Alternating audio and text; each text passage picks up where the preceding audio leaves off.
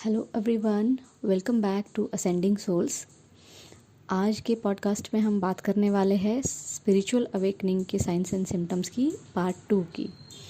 इससे पहले मैं आपको कुछ साइंस और सिम्टम्स बता चुकी हूँ और वो काफ़ी सारे लोगों के साथ रेजोनेट भी किए होंगे। तो आज आगे के साइंस एंड सिम्टम्स देखते हैं। तो सबसे पॉपुलर साइन आपको मैं बताती हूँ, वो है सिंक्रोनसिटीज़ का। आपको स्पिरिचुअल अवेकनिंग जब आपका स्टार्ट होता है, आपको बहुत सारी सिंक्रोनसिटीज़ दिखाई देती है। सिंक्रोनसिटीज़ जो होती है वो कोइंसिडेंस की तरह होती है। जैसे आप किसी को याद कर रहे हैं और सडनली आपको उन्हीं का कॉल आ गया, या फिर आप कुछ बोलना चाह रहे हैं और सामने से कोई आके आपको एग्जैक्ट सेम थिंग बोल रहा है। आपको बहुत सारी नंबर सिंक्रोनसिटीज़ भी नज़र आने लगती है। जैसे कि आप वॉल क्लॉक पे देख रहे थे, आपने देखा 11:11 टाइम हो गया है या 12:12 टाइम हुआ है। या आप कहीं पे फेसबुक पे थे या इंस्टाग्राम पे थे, आप देख रहे थे लोगों के लाइक्स और आपको सडनली दिखते हैं 444 लाइक्स है, 333 लाइक्स है। तो ये नंबर सिंक्रोनसिटीज़ आपको बहुत सारी दिखाई देने लगती है। तो दूसरा जो साइन होता है स्पिरिचुअल अवेकनिंग का, वो है कि आपको डिप्रेशन या एंजाइटी फील हो सकती है। अब डिप्रेशन या एंजाइटी फील क्यों होती है? आप ट्रांजिशन पीरियड से जा रहे होते हैं जहाँ पे आपके पुराने बिलीफ्स और नए बिलीफ्स जो है आपस में क्रॉस हो रहे होते हैं। तो उसकी वजह से आपको सब कुछ अनसर्टन लगने लगता है कि सच क्या है, झूठ क्या है, आप कंफ्यूज हो रहे होते हैं। तो उसकी वजह से आपको एंजाइटी फील हो सकती है। सबको नहीं आते हैं, किसी किसी को आ सकते हैं। अब थर्ड जो अवेकनिंग सिम्टम आता है इसमें, वो ये है कि आपको जो है सेंसिटिव हो जाते हो बहुत ज़्यादा। सेंसिटिव मतलब आपके अगर आसपास के जो लोग हैं, आपके लव्ड वंस हैं, आपके फ्रेंड्स हैं, उनका जो पेन है, उसकी जो एनर्जी है, आप वो स्ट्रांगली फील करना स्टार्ट कर देते हैं। लाइफ के जो कि पहले की बातें थी, आप जिसको ध्यान से देखते नहीं थे, डीपर उनके मीनिंग में जाते नहीं थे, अब वही सिंपल बातों में भी आप डीपर मीनिंग जो है ढूंढने लगते हैं। आप एनिमल्स और नेचर की तरफ ज़्यादा ध्यान देने लगते हैं। मैंने ऐसे भी लोग देखे हैं जिनको स्पिरिचुअल अवेकनिंग के बाद सडनली उन्हें इंसेक्ट्स में बहुत सारा इंटरेस्ट आ गया। उन्होंने इंसेक्ट्स का फ़ोटोग्राफी करना शुरू किया, उन्होंने फूलों का फ़ोटोग्राफी करना शुरू किया। मैंने ऐसे भी लोग देखे हैं जो सिर्फ सनसेट देखने के लिए या सनराइज़ देखने के लिए सुबह जल्दी उठ के जाने लगे आफ्टर देयर स्पिरिचुअल अवेकनिंग। उसके बाद जो साइन आता है वो ये है कि आपको अकेले रहना अच्छा लगने लगता है। तो जैसे अगर आप इंट्रोवर्ट हो तो आप वैसे भी अकेले रहते हो, तो आपको वो ज़्यादा पता नहीं चलेगा वो डिफरेंस। लेकिन अगर आप एक्सट्रोवर्ट हो, आप हमेशा सोशलाइज करते हो, फ्रेंड्स के साथ बाहर जाना घूमना आपको पसंद है, तो स्पिरिचुअल अवेकनिंग के बाद आपको ऐसा लग सकता है कि मैं सोशल कांटेक्ट जो है मेरे कम कर दूँ और मैं अकेला ज़्यादा टाइम स्पेंड करूँ और अपने आप के बारे में सोचूं, अपने आप की ग्रोथ को लेके मैं सोचूं। इस तरह का चेंज आप में आ सकता है।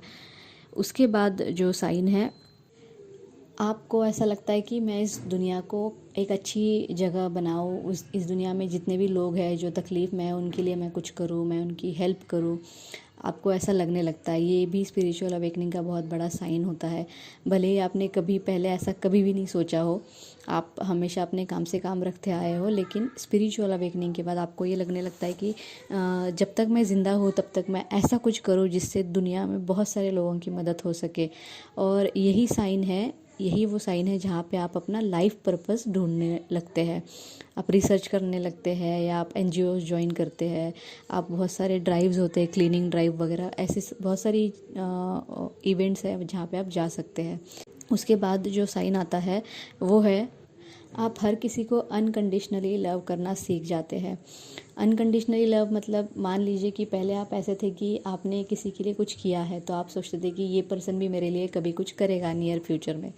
तो अब आप चेंज हो जाते हैं। अब आप बिना किसी एक्सपेक्टेशंस के हर किसी की मदद करने लगते हैं कि ठीक है, उन्होंने मदद की या नहीं की, इस इरिस्पेक्टिव ऑफ दैट मैं सबकी मदद करूँगा।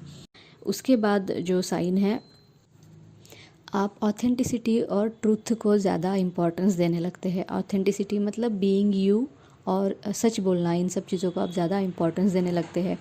आपको फेक लोग अच्छे नहीं लगते हैं या जो लोग मास्क पहनते हैं, आप उनको पहचानना शुरू कर देते हैं। आप में वो ये कह सकते हैं कि क्वालिटी आ जाती है, आप में वो पावर आ जाती है कि आप सामने वाले के मास्क के पीछे का जो असली चेहरा है उसको आप देख पाते हैं।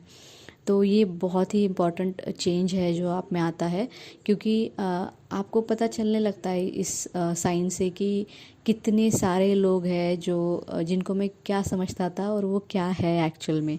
ये चेंज आपको बहुत ज़्यादा डिस्टर्ब कर जाता है स्पिरिचुअल अवेकनिंग में।